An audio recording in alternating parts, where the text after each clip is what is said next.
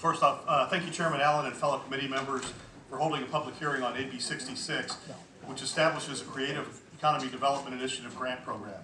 It goes without saying, but the performing and visual arts have a beneficial and lasting impact on all of our lives. The arts entertain us while giving us a deeper understanding of ourselves, and they shape the culture and identity of our communities. Numerous studies conclusively show that children who are exposed to the arts in school experience better pupil attendance and achievement in other subjects.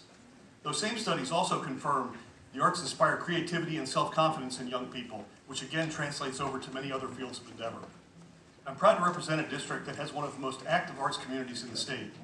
Because of that, I've been able to see firsthand how the arts positively contribute toward tourism and how large a role they play in people determining where they want to live. While the points I just shared are important, I want to shift my focus to a more tangible aspect of the arts industry.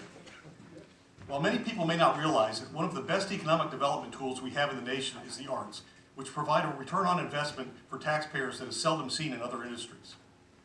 According to the Americans for Arts Economic Prosperity 5 study, the state's nonprofit arts and cultural sector generates close to $555 million annually in resident household income and $40.5 million in state government revenue. The nonprofit arts and culture industry spends close to $657 million a year in Wisconsin and supports 27,000 full-time jobs. Specifically in Door County, the total yearly spending by the nonprofit arts and culture industry is nearly $25 million. The arts support 632 full-time jobs in Door County and generate $1.24 million in local government revenue and $12.25 million in resident household income. With that in mind, I've worked with Senator Fine on AB 66 to help Wisconsin continue to make strides toward cultivating job growth and improving our economy. The legislature will provide $500,000 over the next 2-year budget cycle to the Department of Tourism's Arts Board to administer as creative economy grants to nonprofits, businesses, local governments, and business development associations.